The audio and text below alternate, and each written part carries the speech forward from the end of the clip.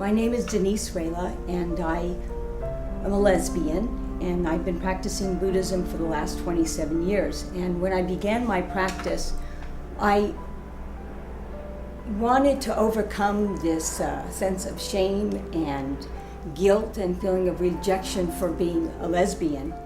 Then my mom asked me one day, Denise, why do you practice Buddhism? And I looked at her and I said, do you want to know the truth? And she said, yes.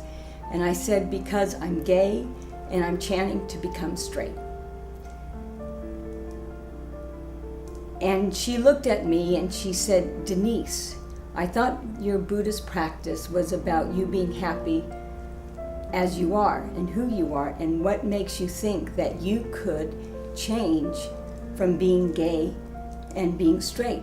And she looked at me and she said, I love you for who you are. If you're gay or straight, it doesn't matter to me. And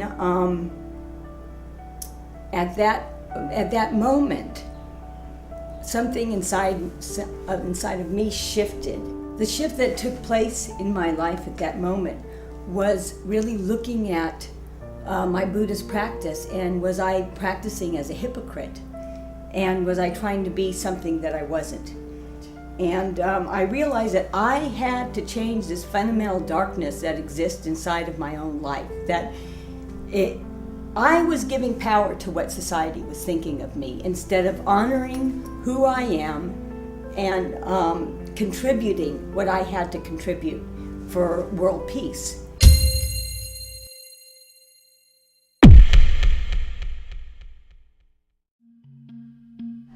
On our wedding invitation, we met at Women's Action Coalition, which is a direct action group, and I had to chase her quite a bit.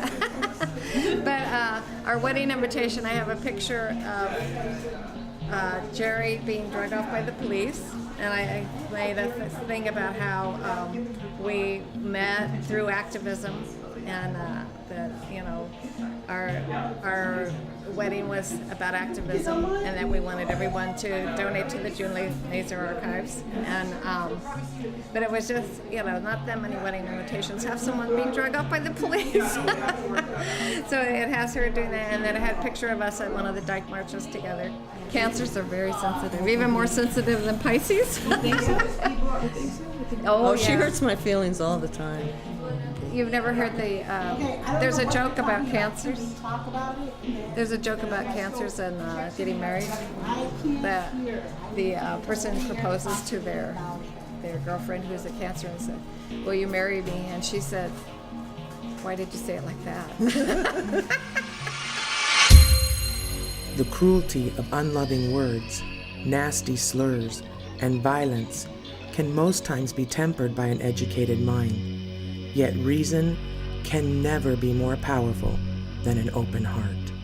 So what happens when adults and children are subjected to rejection, violence, humiliation, and ultimately denied the grace of love and acceptance?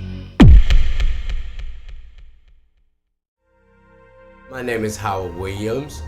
I'm a drug counselor for VOA Volunteer of America, the Gallatin. I'll tell you a little bit about what it was like. I've been HIV for 26 years now. What led me into becoming HIV, I really believe in my heart, is my drug use. I used for a long time, 20 years I was under the bridge, and I was smoking crack every day. I was so hopeless, very, very painful.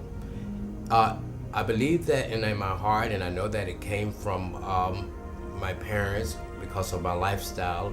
Me being gay, I was always taught that God is going to scratch you down, gay people is going to go to hell. And so I feared that. I was so self-loathing, so hating myself that I didn't care about myself. And so I went to drugs. I wanted to kill that pain, and I went to drugs and alcohol. My father hated that I was gay. There was a time where he always had to look about it, and several times, like, he busted me in the head. I was bleeding, had to rush me to the hospital. Or I remember one time he he took the hammer, he knocked me in the head, and I was out, and I had to go to the hospital. So he was very, very violent. So I grew up so confused. He was the most vicious, violent person I could ever imagine. I remember a time he was shooting through the house at my mother, just missed my sister. And when I come in, he would say that, I ain't never teach you to be with no man. I hate those homosexuals. You're gonna die in hell. And he would say all kind of stuff like that. He was very physical, violent.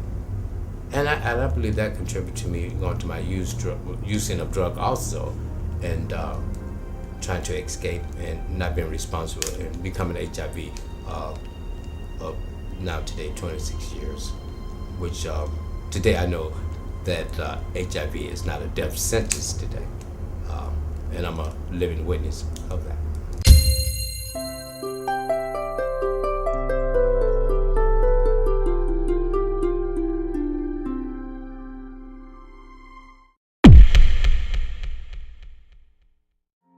Hi, my name is Nancy Garcia. I work at the Van Ness Recovery House.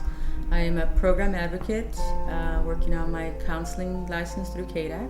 I'm Kathy Watt. I'm the executive director at Van Ness Recovery House, and I oversee all the program activities. I'm 99% okay with my sexuality. There are some issues that still come up with me about being a mom and being a lesbian, but I don't lie about it anymore. That's the whole thing. If somebody asks, are you a single parent? I say no, we are a two-mommy family, and I just have to hear myself say it because it makes it easier, and it's true.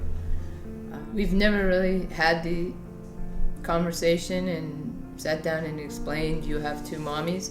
He knows he has two mommies, and ever since the first time in preschool, once he started preschool and it was coming time to do a project, and he told the teacher, I have two mommies, so I need to do two Mother's Day things. And then right after that in school, then comes Father's Day, and he explained, I don't have a daddy, and the teacher said, okay, who do you want to do it? And he did it for a friend the first year that was a guy that he's really close to. We've never had the conversation with him about domestic partnership or marriage. Right. When Prop 8 was all over the TV, we talked about no, mommy and mommy weren't married, and it just wasn't the right time. The bigger conversation in our house is about that his birth certificate has both our names on it. Right. Parents. Because we went through the process of me adopting him after Nancy had him. And in the scheme of life for him, where he is, it's bigger and easier to comprehend that my birth certificate says Mama Kath and Mama Nance are my moms.